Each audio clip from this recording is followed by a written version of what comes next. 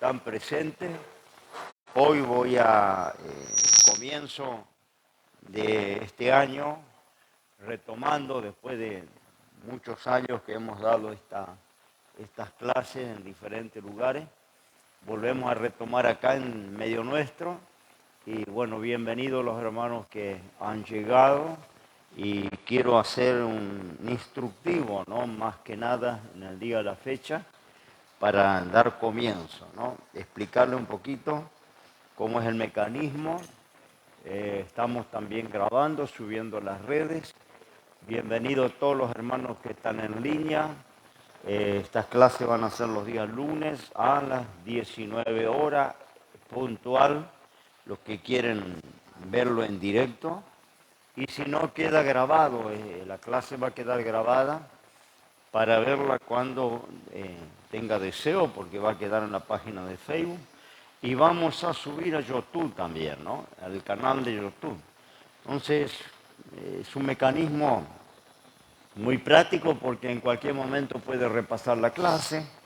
Los que son alumnos inscritos, porque hemos hecho la convocatoria para los que quieren ser alumnos, es decir, que necesitamos clasificarle para ser alumno.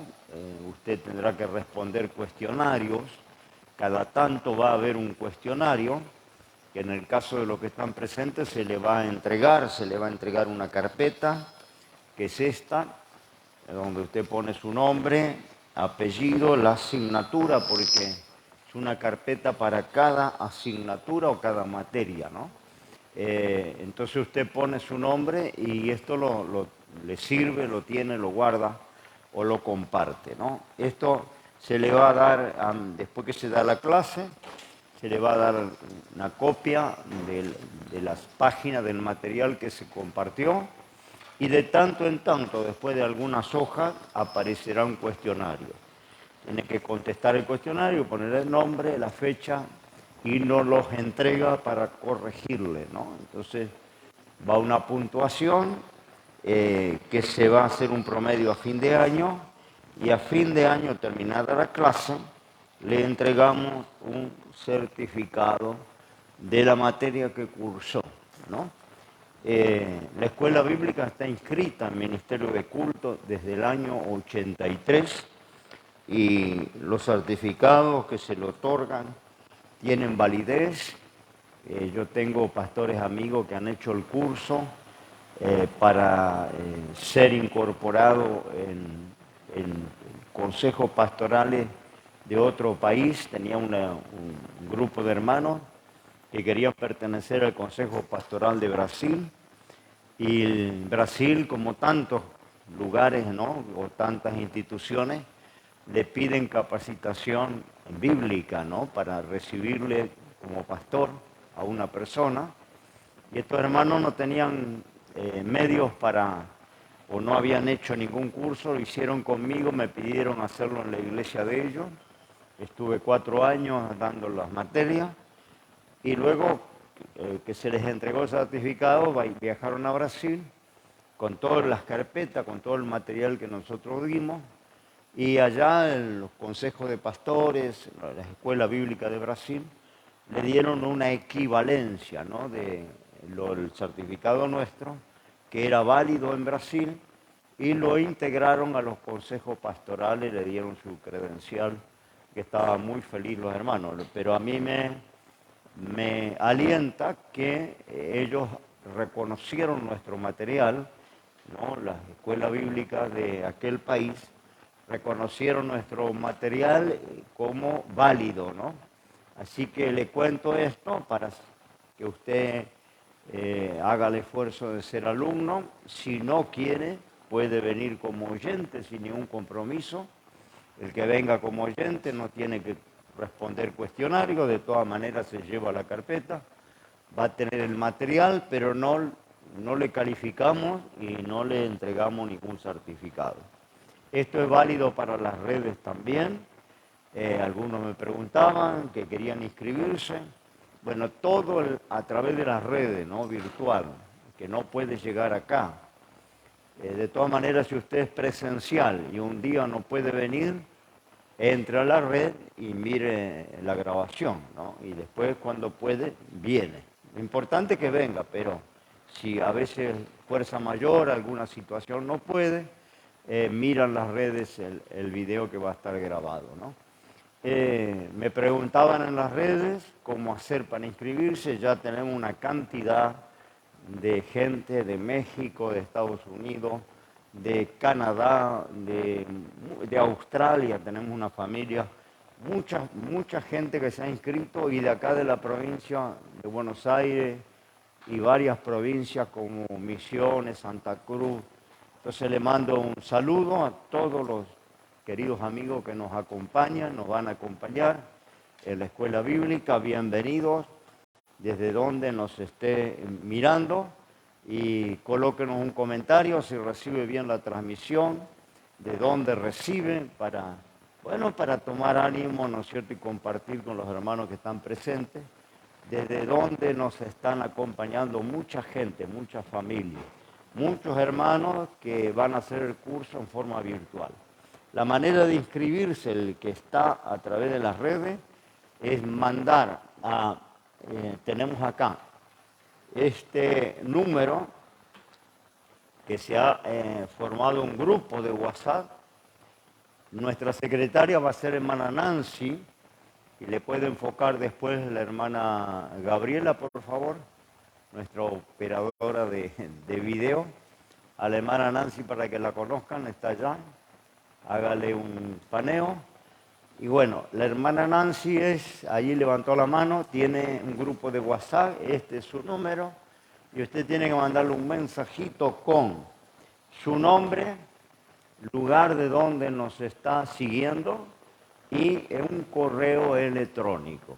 Porque para mandarle el material vamos a usar los correos electrónicos, sí o sí, ¿no? Entonces comuníquese con la hermana Nancy, le digo a todos, la mayoría que se inscribió, porque yo le he pasado los datos de los correos, pero hay varios correos que no se ha podido entrar, quizás por error de una letra.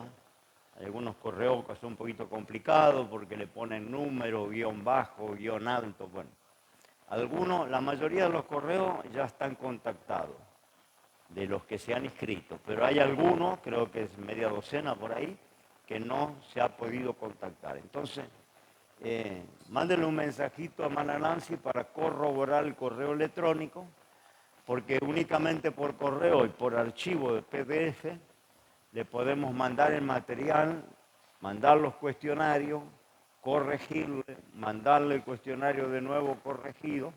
Entonces esto lo va a tener que manejar a través del correo electrónico con archivo de PDF, ¿no? La única manera. ¿Se entendió esto? Esta es la forma para los que están del otro lado de la cámara siguiendo la escuela bíblica. Bien, decía que voy a, en esta oportunidad, dar un instructivo para luego ya entrar en la materia misma. ¿Por qué tenemos que ser puntuales? Primera cosa que le pedí a los hermanos, ser puntuales, los que vienen en forma presencial, porque a las 7 en punto, clavado, tenemos que empezar. ¿Por qué motivo? Porque va a haber 2 materias en cada clase en este lugar. A mí no me alcanza el tiempo físico para dar todas las materias. Son 3, 4 años y no alcanzamos a dar todas las materias porque hasta ahora he estado yo solo con la enseñanza, ¿no? Entonces he invitado a un pastor nuestro, pastor local, que es el hermano Pablo, que va a ayudarme con una materia. Entonces yo voy a dar la primera, hacemos un cortecito, acomodamos y seguidamente la segunda materia. Las 2 materias que vamos a comenzar este año, primero, no le tenga miedo a las palabras, ¿no? Porque hay mucho misticismo con las palabras. Algunas iglesias son contrarias a los estudios bíblicos. Se habla de teología, ¿no? Palabras que no están en la Biblia. Muchas palabras no están en la Biblia, ¿no? Pero sí está el concepto, ¿no? No todo puede estar en la Biblia. ¿No es cierto? El mismo apóstol San Juan dice que si todo lo que hizo Jesús se escribiría, los libros no alcanzaría el mundo para los libros, ¿no? Es imposible que la Biblia contenga todas las palabras, todos los conceptos, incluso todo lo que hizo Jesús, lo dice Juan. Hay muchas cosas que hizo Jesús que no pueden escribirse porque en el mundo no entrarían los libros. Bueno, ahora cuando estudie hermenéutica, en una de las figuras retóricas que usted va a aprender, que va a ver, bueno, ya empezamos mal con el pizarrón, bueno, es la figura que se llama hiperbole. Esta es una figura retórica, ya la va a estudiar en hermenéutica, por eso no le tengan miedo a las palabras. De alguna manera hay que clasificar, ¿no? Por ejemplo, la palabra teología es el estudio acerca de Dios. Claro, no está en la Biblia la palabra teología, pero tampoco está la palabra Pentateuco, que son los 5 libros de Moisés, de la ley. Se le llama a esos 5 libros el Pentateuco. Penta viene de 10, 5, penta viene de 5, 5 ley, ¿no? Pentateuco. Tampoco está decálogo, ¿no? Decálogo son los 10 mandamientos. Esa palabra tampoco está en la Biblia.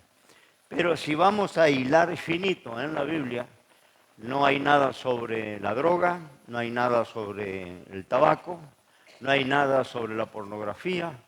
Hay muchas cosas que en la Biblia no están, pero nosotros no consumimos droga porque entendemos el concepto de cuidar el cuerpo, que es templo del Espíritu Santo. Entonces no ponemos nada dentro del cuerpo que pueda perjudicar y dañar el cuerpo, pero usted no va a encontrar un texto que diga no te puedes drogar o no puedes consumir sustancias que te afecten la conciencia. No va a encontrar eso, pero sí está el concepto, ¿no? A lo largo de toda la Biblia. Por eso digo, en la Biblia no puede estar todo, porque los libros serían imposibles de almacenar en algún sitio, ¿no? Está lo esencial. Juan también aclara eso en su Evangelio. Dice, no todo está escrito, pero lo que está escrito para que creamos en Cristo y creyendo en Cristo tengamos vida eterna.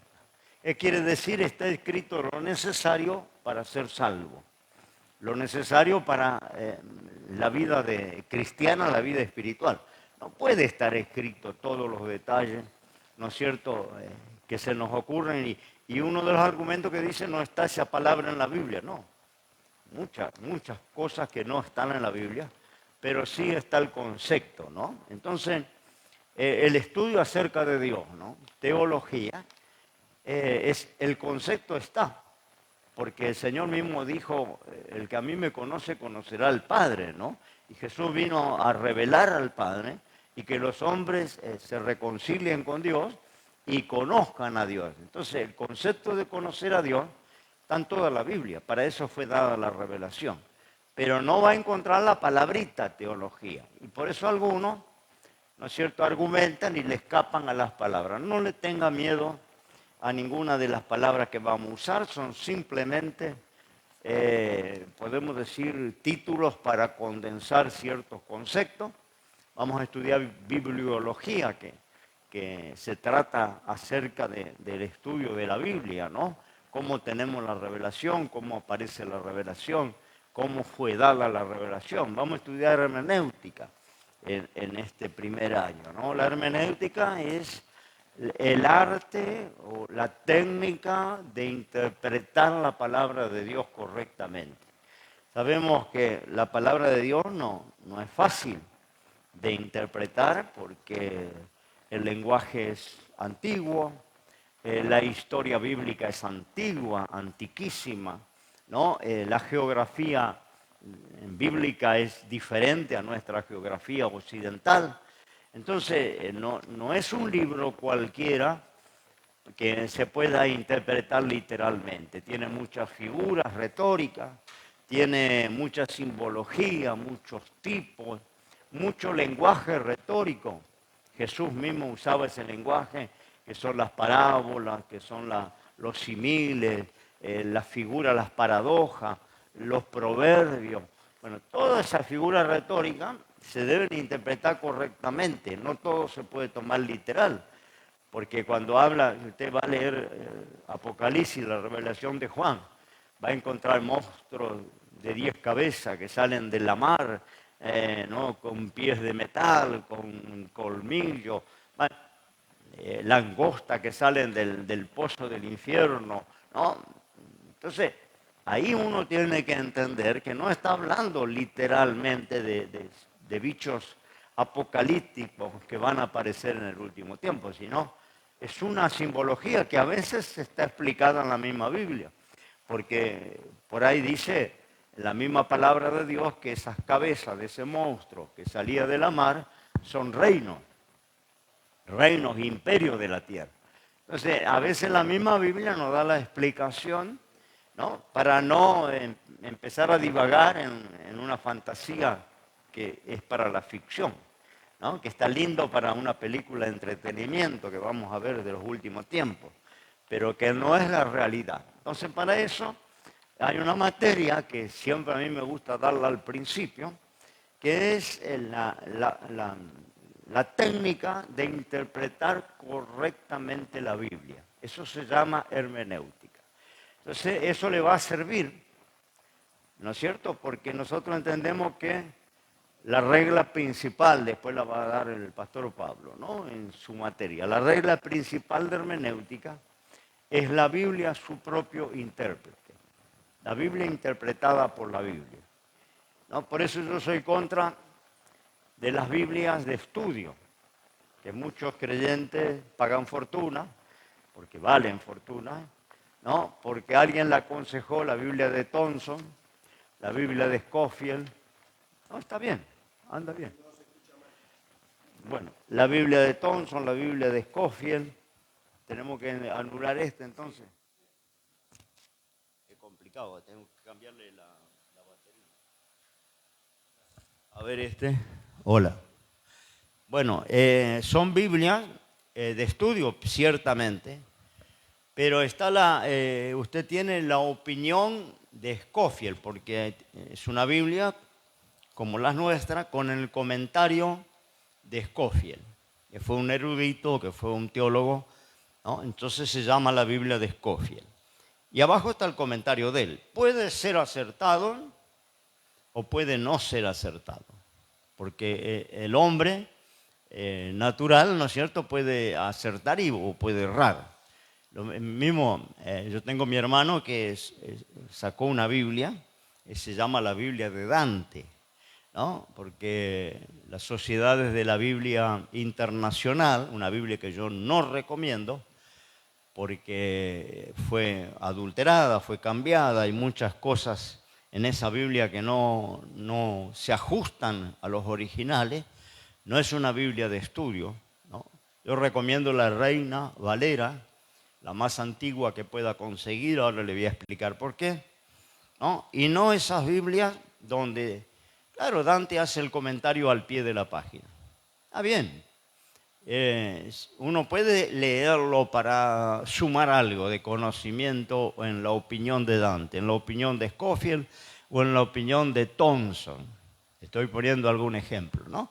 No, puede sumar algo, pero no puede tomarlo como revelación. No tiene el valor que tiene la Escritura, ¿no? Esto es revelación de Dios. Lo otro es mi opinión, mi parecer, mi punto de vista, ¿no? Como ser humano, y no está a la altura de la revelación de las Escrituras. Por eso, la principal regla de hermenéutica es la Biblia explicada por la misma Biblia, ¿no? La Escritura su propio intérprete. Entonces hay que dejar que la Biblia, ¿no es cierto?, dé su interpretación, su propia interpretación. Esto lo va a ver a lo largo de que vamos desarrollando las materias, ¿no? La Biblia es su propio intérprete. Vamos a leer, si alguien me lee en voz alta, me ayuda y coopera conmigo. Primera de Corintios, capítulo 2, versículo 13. Ahí tenemos un texto.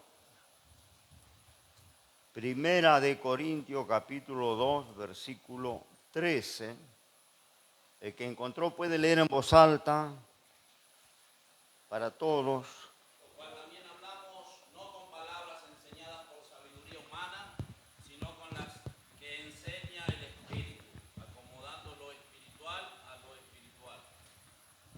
Acomodando lo espiritual a lo espiritual. Vuelvo a decir, no es un libro común, no estamos leyendo un libro de ficción, de historia, no, es la palabra de Dios. Entonces debe ser interpretada espiritualmente. Y acá la misma Biblia está diciendo cómo, no con humana sabiduría, revelación de Dios. Entonces se tiene que acomodar lo espiritual a lo espiritual. Por eso digo, dejar que la Biblia sea su propio intérprete, ¿no?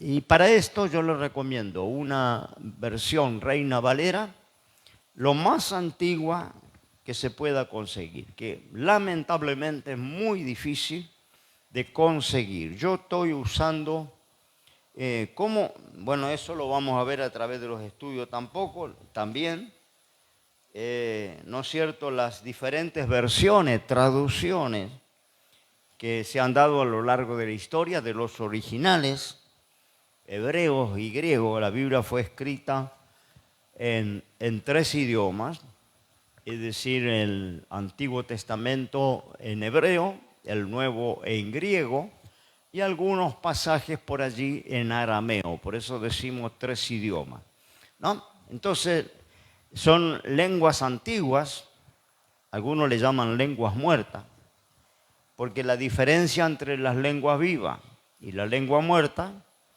alguien que haya estudiado en la escuela, ¿no?, sabe que las lenguas muertas son lenguas que salieron de uso, antiguas, antiquísimas, que no varían. Pero las lenguas vivas son las que usamos y que por el uso y el abuso se van deformando. Usted sabe que de tanto en tanto la Real Academia Española añade palabras, quita palabras de los diccionarios originales, porque el uso y el abuso, hay palabras que, ¿no es cierto?, generaciones más viejas como las nuestras, o palabras que hablan los pibes hoy, que se incorporaron, que están en el lenguaje popular, pero que nosotros no sabemos el significado porque somos de otra generación, ¿no? El pibe dice, voy a transar con fulano, ¿no? Y usted dice, transar, ¿qué será transar, no? Nosotros teníamos el lunfardo, era la lengua, ¿no es cierto?, de la calle, que hablaban los compadritos y los tangueros, ¿no? Y hay muchas lenguas del lunfardo que se han incorporado a la lengua popular, que las usamos, como la guita, el bondi, ¿no? Todo palabra, no tengo un mango, ¿no? Y si usted va a la Real Academia Española, mango es el palo que se le pone a un martillo, a un hacha, a un rastrillo, eso es mango, ¿no? Pero en el lenguaje popular decir no tengo un mango y todo el mundo sabe que no tiene guita. Es otra palabra, ¿no?, que viene del lunfardo, ¿no? No tengo guita. Y guita generalmente no existe en el castellano.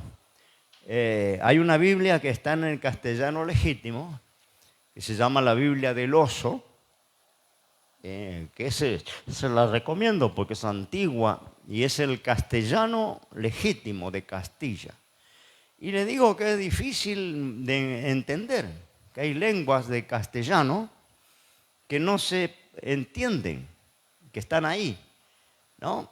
Porque el castellano, nosotros no hablamos castellano, nosotros hablamos argentino, que es una mezcla de guaraní, de portugués, de lunfardo, de lenguas populares, ¿no? Y de ahí sale lo que es el argentinismo, el argentino, que no tiene nada que ver con el castellano, porque si viene un castellano originario, usted no le va a entender a él y él no nos va a entender a nosotros. Pasa en todos los países, ¿no? En Brasil, que era una colonia portuguesa, la lengua es el portugués.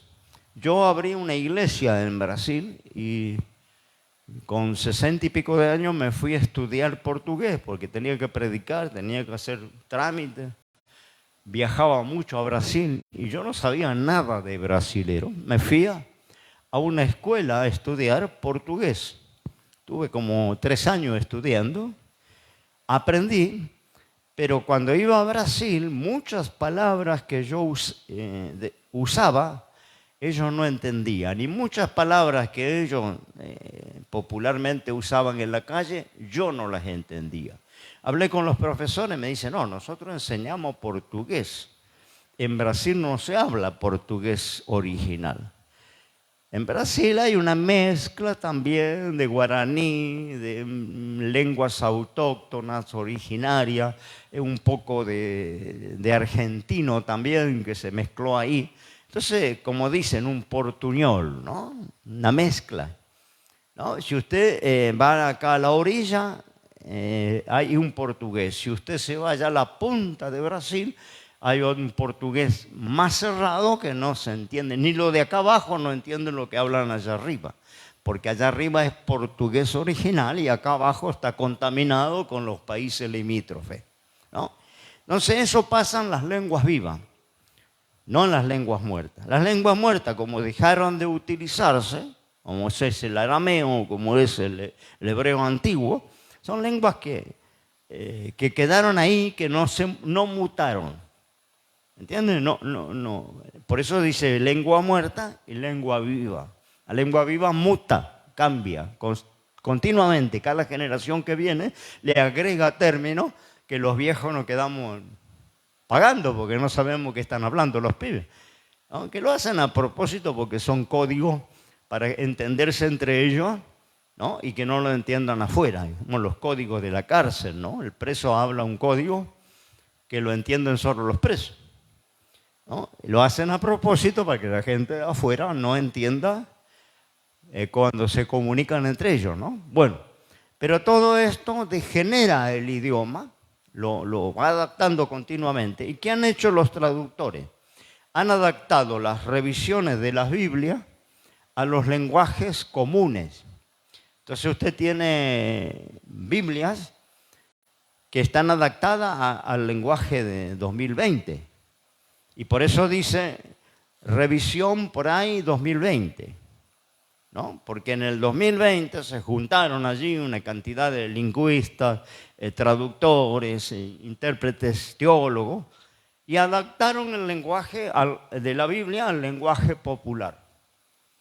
Pero esa adaptación a veces está bien hecha y a veces es perjudicial porque cambia doctrinas, cambia fundamentos. Por eso hay tanta mezcla, tanta ensalada en las iglesias cristianas. Porque, ¿no es cierto? Los cristianos que no estudian, que no se preparan un poco, y a veces hay pastores, se van a la librería y compran la Biblia por la tapa de cuero y por la concordancia y porque tiene índice y porque las páginas son de arroz y porque tiene letras en rojo y títulos y subtítulos.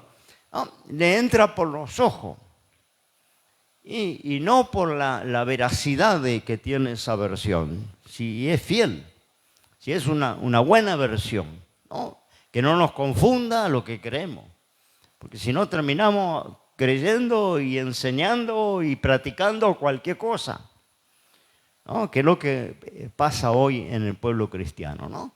Porque usan incluso los predicadores cualquier Biblia, ¿no? Biblias que cambian, vuelvo a decir, fundamento de la palabra de Dios, porque en esas adaptaciones hay una de las últimas, Dios habla hoy al hombre, una revisión Reina Valera última, que yo no se la recomiendo a nadie, igual que la Biblia Internacional, no se la recomiendo a nadie, son de terror, porque tienen errores tremendos, ¿no? Cuando vamos a mirar, ¿no es cierto?, en profundidad tienen errores porque han adaptado tanto el lenguaje que han entrado a cambiar doctrinas fundamentales. Entonces, el que quiera estudiar en serio la Biblia tiene que conseguirse una versión Reina Valera lo más antigua posible. Yo tengo la de 1569, una de las primeras revisiones que se hicieron de la Reina Valera. Después hay otra en el 1602, que también es muy confiable, y después hay otra en 1909, que también es muy confiable, y después ya viene 1960, 1980, 2000 y pico. Esas no las recomiendo. Por esa razón que se ha adaptado el lenguaje al punto de cambiar, vuelvo a decir, fundamentos bíblicos. Por eso usted va a encontrar iglesias cristianas donde se caen en el suelo, otras que saltan arriba de los bancos, algunas que danzan por el espíritu, otras que se lavan los pies, algunos que la Santa Cena la hace una vez por año, otra la Santa Cena la hace todos los meses, algunas las hermanas se tienen que poner una mantilla, otros no. Va a encontrar, algunos se toman un vinito, una cerveza, va a encontrar de todo, multicolor. Pero es precisamente porque no se ha profundizado, ¿no es cierto?, lo que dice la palabra de Dios, y han usado malas versiones de la Biblia, ¿no? Que algunas manipuladas apoyan esas doctrinas erradas, porque están manipuladas algunos versículos para apoyar esas falsas doctrinas. Entonces usted es muy posible que se encuentre con un cristiano que abra su Biblia y dice, mire lo que dice acá. Después la falta de conocimiento, ¿no?, en la manera de interpretar la Biblia, porque una de las bases que va a estudiar en hermenéutica es que no se puede establecer doctrina con un texto aislado, con una palabra aislada. Cualquier doctrina práctica cristiana que vayamos a tomar como de parte de Dios, tiene que encerrar todo lo que la Biblia dice. Tiene que condensar todo lo que la Biblia dice desde Génesis y Apocalipsis. Porque con textos aislados yo puedo probar cualquier barbaridad con la Biblia. Tomando textos que los saco del contexto, ¿no? Con palabras, frases, contextos, yo puedo probar cualquier cosa. Por eso todas las doctrinas erradas usan la Biblia. Testigo de Jehová usa la Biblia, el mormón usa la Biblia, el adventista usa la Biblia, ¿no? Hasta hay una Biblia comunista para los revolucionarios en Centroamérica, donde Jesús es un revolucionario. Le pusieron un uniforme verde, le pintaron la cara como cara pintada y Jesús tiene un fusil y es la Biblia revolucionaria. Hay una Biblia para los homosexuales, con textos que apoyan la homosexualidad. Acá en Argentina se fundó una iglesia pentecostal homosexual. El pastor era casado con 2 hijos y se enamoró de un hombre, dejó a la mujer, dejó los hijos, y ese es el pastor presidente. La primera iglesia homosexual de Argentina pentecostal. Y tienen la Biblia y se justifican, porque dicen, bueno, por allá sacan de contexto, ¿no?, que David se enamoró de Jonathan y que era una pareja gay. Jonathan, hijo de Saúl, con David, ¿no? Era el comandante en jefe de Saúl.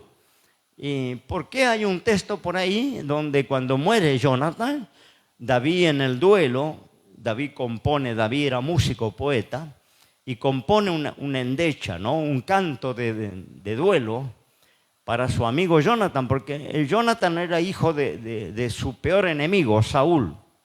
Pero Jonathan tenía una amistad tan profunda con David que lo ayudaba, le salvó la vida varias veces, yendo contra el propio padre.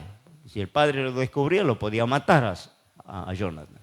Sin embargo, Jonathan lo ayudaba escondidamente para salvarle la vida a David. Cuando muere Jonathan, David en esa endecha que compone, ese salmo que compone, dice, ¿cómo han caído los grandes en la batalla? Saúl, porque lo mataron a Saúl y mataron al hijo, Jonathan. ¿Cómo han caído los grandes en la batalla? ¿No? Saúl, Jonathan, muerto en tus alturas, ¿no? Es decir, que era un grande para David, era un gran hombre, un hombre de honor, ¿no? Y ahora estaba muerto. Entonces, en una parte de la composición, dice, tu amor, oh Jonathan, me fue más dulce que el amor de las mujeres. Agarraron ese texto, obviaron toda la historia bíblica de esa relación y dijeron, ve, ahí estaban enamorados, porque dice David, tu amor me fue más dulce que el amor de las mujeres. Era un amor de amistad, no era un amor sexual.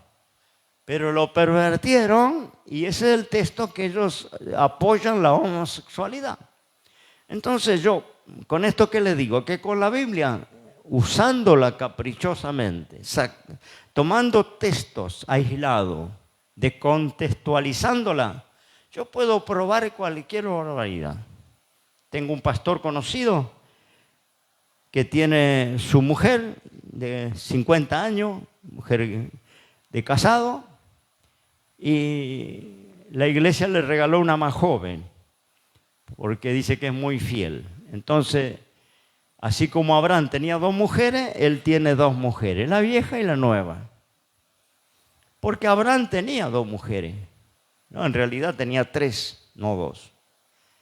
Pero no leen el contexto que eso era un pecado en los ojos de Dios y que está relatado para nuestra enseñanza, para que no entremos en ese camino. Porque tenemos que leer todo el resultado de esas relaciones que tuvo Abraham. Sí, las tuvo 3 mujeres, pero eso era poligamia. Y eso no era aprobado de Dios, ¿no? Es decir, que es lo mismo que Lot se acuesta y embaraza a sus hijas, incesto. Pero eso no está en la Biblia para que yo tenga relación con mis hijas, porque la Biblia dice que allá Lot embarazó a sus hijas. Eso es un incesto. Y yo debo seguir toda la historia y tomar todo lo que la Biblia dice referente a la relación papá e hijas, ¿no? Y ahí yo voy a sacar la conclusión de que es un pecado terrible, un pecado grave, ¿no?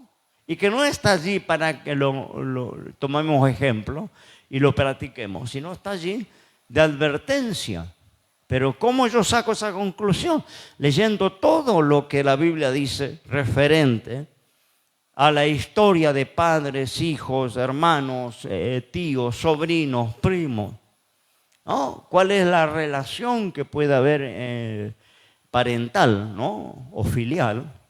Cuando la ley de Dios dice que no puedo mirar la desnudez de mi hija, o la de mi hijo, o la de mi madre, o la de mi prima, o la de mi tío, o la de mi abuelo, está prohibido, ¿no? Mirar, sabemos el hijo de Noé que fue maldito por verlo al papá borracho que estaba desnudo. Y la maldición vino sobre su vida y toda su generación, ¿no? Los hermanos que sabían esto entraron con una manta caminando para atrás y lo taparon al viejo. Porque el viejo borracho había quedado ahí tirado en la tienda desnudo.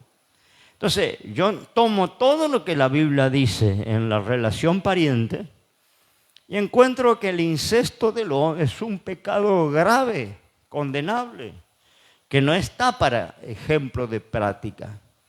¿Me entiendes? Por eso digo que para establecer una práctica, una costumbre, una doctrina cristiana, hay que tomar todo lo que la Biblia dice de Génesis y Apocalipsis.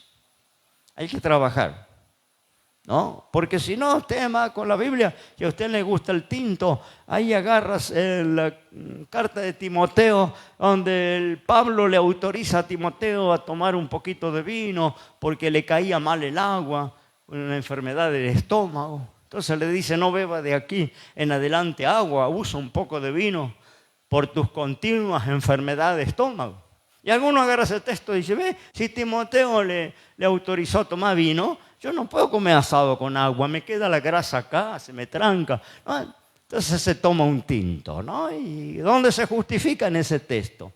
Pero agarre todo, desde Génesis hasta Apocalipsis, lo que dice la Biblia de la bebida, del alcohol, del vino, la cerveza, la sidra. Agarre desde Génesis y Apocalipsis. Lea todo, busque, va a tener que trabajar. Y usted va a encontrar que todos los crímenes, todos los adulterios, todas las traiciones, todas las destrucciones y ruina viene por el alcohol.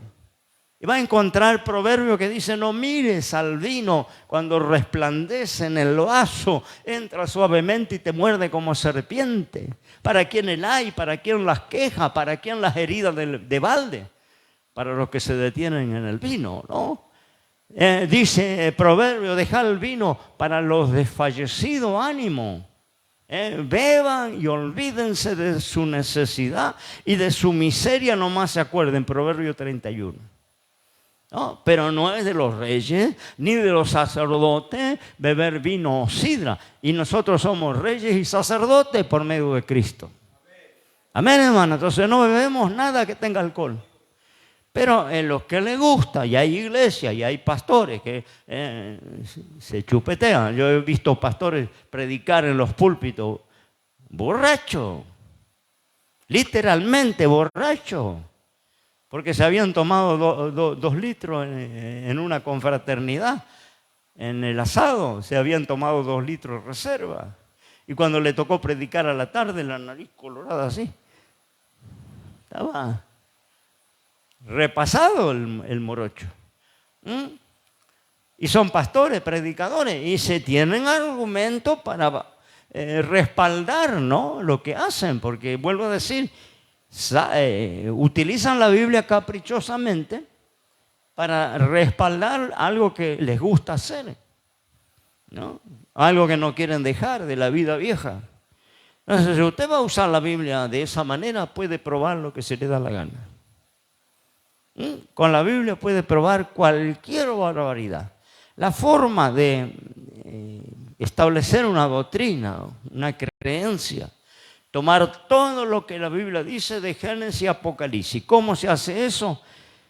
No yendo a la opinión de Hebel, a la opinión de Thompson, de Scofield, comprando libros. Usted compra un libro y el libro es la interpretación del autor.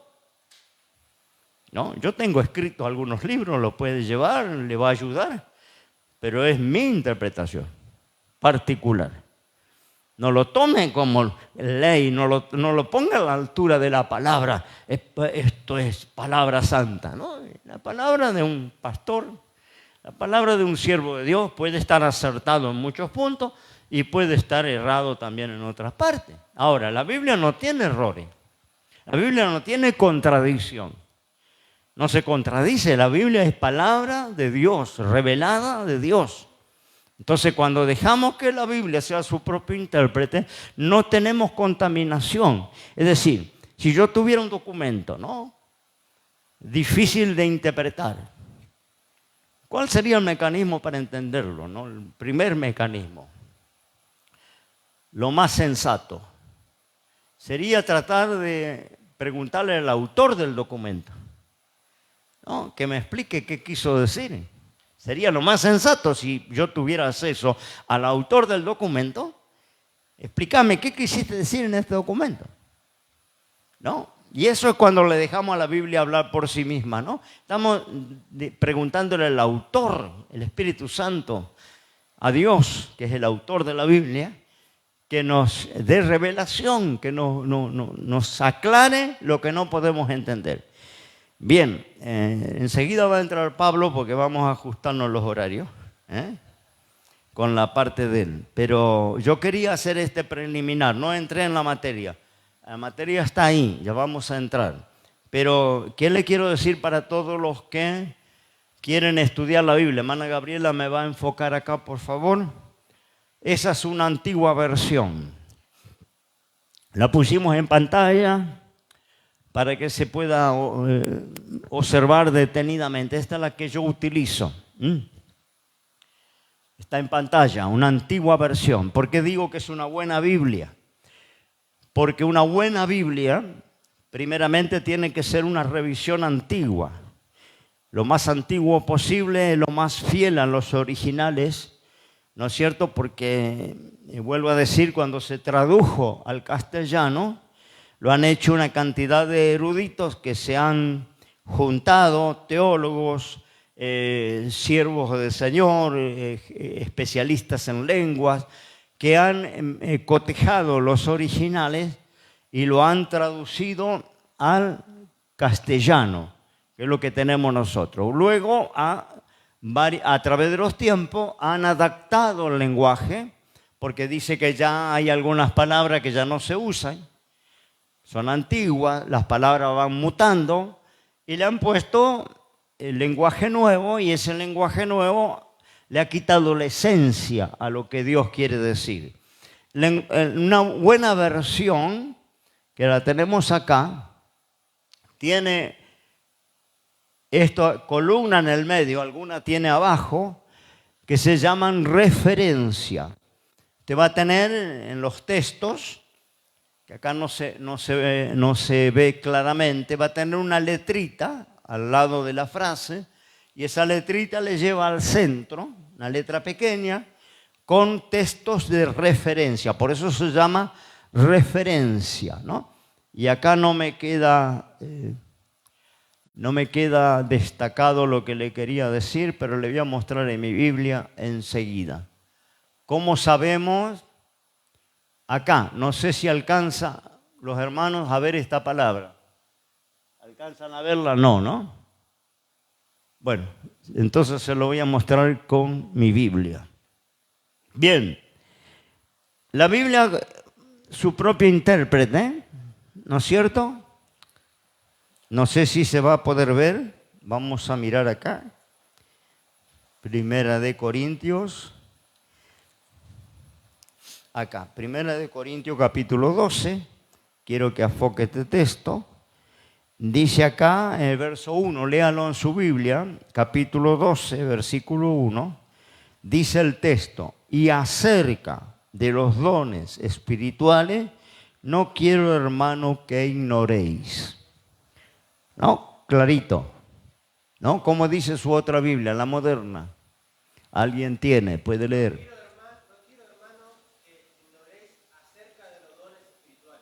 No quiero, hermano, que ignoréis acerca de los dones espirituales. Bueno, ahí hay una tremenda confusión doctrinal, y yo no voy a entrar ahora pues no me va a dar el tiempo, porque las malas versiones, como ha leído el hermano, está la frase completa, le indica a usted, hermano, que hay alguna palabra que no existe en los originales.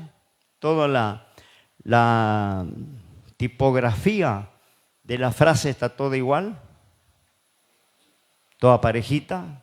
Bueno, entonces lo lee como está escrito, por supuesto. Una buena Biblia, ¿no es cierto? Al traducir, eso pasa con el inglés cuando se traduce al castellano. Traducen una canción,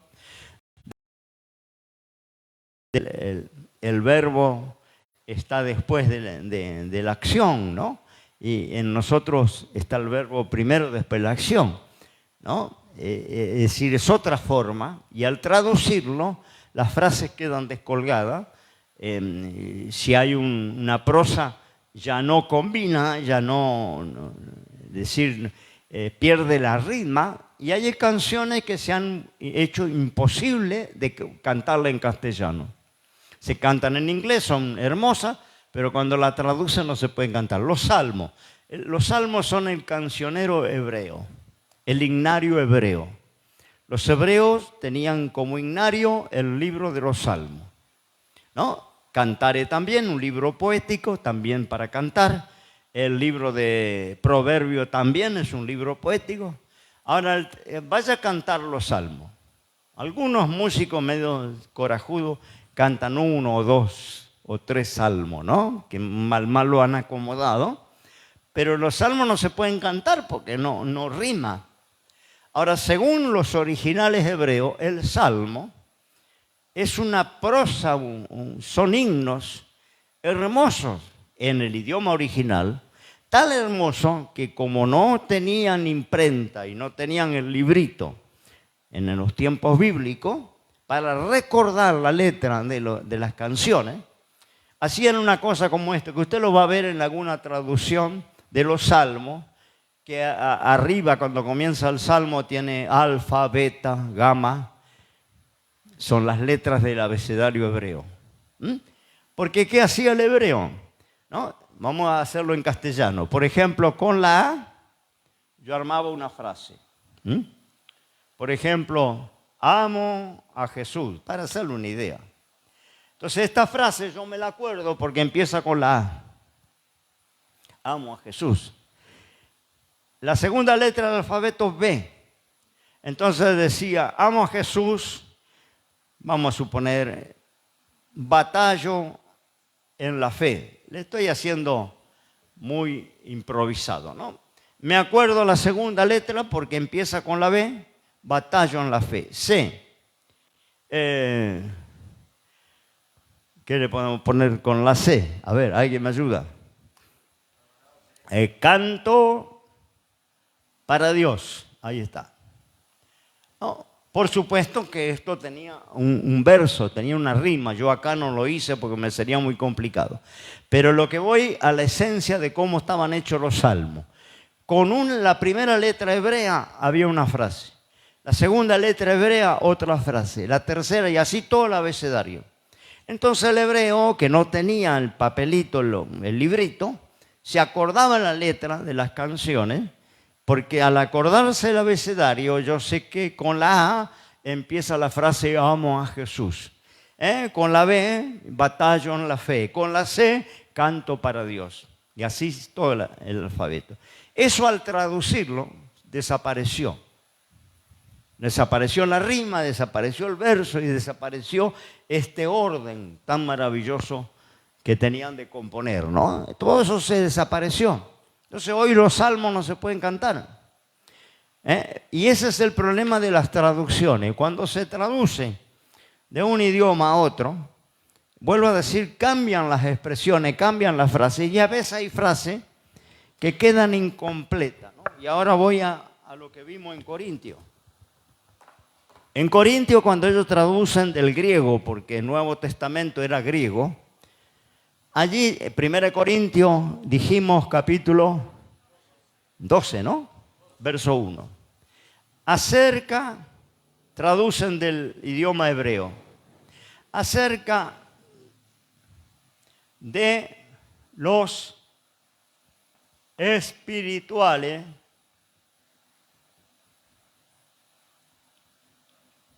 no quiero, hermano, que ignoréis. ¿Así dice? No dice así. Dice acerca de los dones espirituales, ¿no? ¿Qué pasa acá? La traducción exacta es esta. Acerca de los espirituales no quiero que ignoréis. Esa es la traducción exacta del griego. A los traductores les pareció que la frase no estaba completa. Entonces le agregaron acá dones. En una buena Biblia de estudio, ¿no? Como la que yo tengo, la palabra dones, cuando va a la imprenta, no la ponen en esta tipología, ¿no? Tipos. No la ponen en estos tipos, sino que la ponen cursiva. Está en cursiva, ¿no? En la imprenta le cambian el molde a la frase, a toda la frase, y lo que agregan los traductores está en cursiva.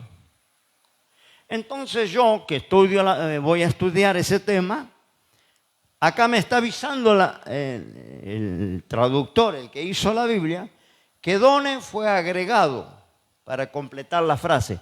Porque así como dones, cantidad en la Biblia, frases que dice, ¿no es cierto? En cualquier caso, ¿no? Por ejemplo, en Romanos 14, versículo 5. Uno hace diferencia entre día y día, otro juzga iguales todos los días. Cada uno esté asegurado en su ánimo. Conocido el texto acerca de guardar los días, los meses, los años, ¿no? De Romanos. Pero acá está diciendo, uno hace diferencia entre día y día, otro juzga. En la versión original diría, otro juzga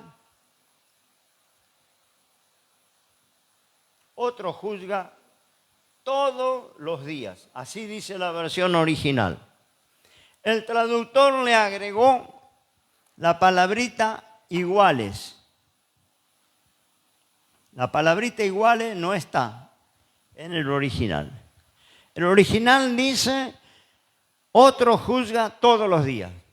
Y a ellos les pareció que la frase no estaba completa y le agregaron iguales. Entonces, ¿qué leemos? Otro juzga iguales todos los días. En algunos puntos no cambia, pero en algunas cosas fundamentales cambia una doctrina completamente. Porque no es lo mismo decir acerca de los espirituales no quiero que ignoréis, que decir acerca de los dones espirituales no quiero que ignoréis. Cambia la doctrina, ¿no? Porque las versiones comunes no le avisa que esto fue agregado. Entonces se leyó todo lo que está ahí. Y salió a decir, Pablo tenía 9 dones, yo conozco un pastor que tiene 5 dones, ahora vamos a traer uno que tiene don de sanidad, que va a estar el sábado. Y esto está erradísimo, porque no tenemos ni un don, esa es mentira. No, y Pablo tenía los 9, ni hay uno que tenga 5, 4 o 3. No existe. Esto es mentira. Los dones son del Espíritu Santo que reparte como quiere y cuando quiere y en quien quiere. Así dice Corintios, ¿no? Entonces, los dones no son míos, porque si yo he orado y se ha sanado gente de cáncer y están en la iglesia. Oraciones que he hecho, me han traído gente muerta en 2 oportunidades y resucitaron. Pero yo no tengo ni un don. Ha sido el Espíritu Santo que en ese momento quiso hacer la obra a través de mi vida, ¿no? Pero no son míos los dones, porque si los dones fueran míos, yo ahora termino acá, me voy al hospital del trauma y vacío toda la sala. Lo mando todo para la casa. No dejo uno solo internado. Y usted sabe que no funciona así. A veces oramos por gente y se muere. No se sana. ¿Cuánto hemos orado y que se han muerto? ¿No? ¿Y cuánto hemos orado que le han dado el alta y andan por ahí, por la calle, sanito? Que tenían un pronóstico de muerte. Porque el que hace es Dios a través de nosotros, ¿no? ¿Dónde viene el error de esta doctrina? En esas Biblias mal traducidas, que no le aclara al hombre que la palabra dones la agregaron los traductores, no existe en el original. ¿Me entiende? Entonces, ya termino porque se va la hora. Y esto no va a pasar, si no me retan, me va a pasar seguido. Bien, la manera de estudiar la Biblia es con una Biblia de buena referencia, una buena traducción que le avise las palabras que no están en el original. Y que, ¿cómo se estudia? ¿No? Por las referencias. Es decir, usted quiere estudiar sobre si el cristiano puede tomar vino o no puede tomar vino. Entonces busque un texto que hable del vino. Ese texto tiene referencias. Esas referencias le llevan a otra parte de la Biblia donde también habla del vino. Te lee la otra parte. De allá le va a llevar a otra parte. De allá le va a llevar a otra parte. Usted va a recorrer toda la Biblia con el tema de bebida, vino, sidra, cerveza. Te recorre toda la Biblia. Le va a llevar a Noé cuando estaba borracho, desnudo. Le va a llevar al hijo de David cuando emborrachó al hermano. Le va a llevar ¿no es cierto?, al esposo de Abigail, que era borracho. Le va a traer por Proverbio, le va a traer por las cartas apostólicas. Le va a llevar cuando Pablo le autoriza a Timoteo, que yo le digo a los que se justifican, ¿no? Si era libre de tomar, ¿por qué necesita Timoteo un permiso apostólico? ¿Y por qué el permiso está en la Biblia para escrito? Porque le dio permiso, bebe de aquí en adelante un poco de vino. ¿No? Si era libre de tomar, ¿para qué pedí permiso? Si todos los cristianos chupaban, él no tenía ni que siquiera mencionar que estaba tomando porque era libre. Pero como no tomaban, él necesita un permiso.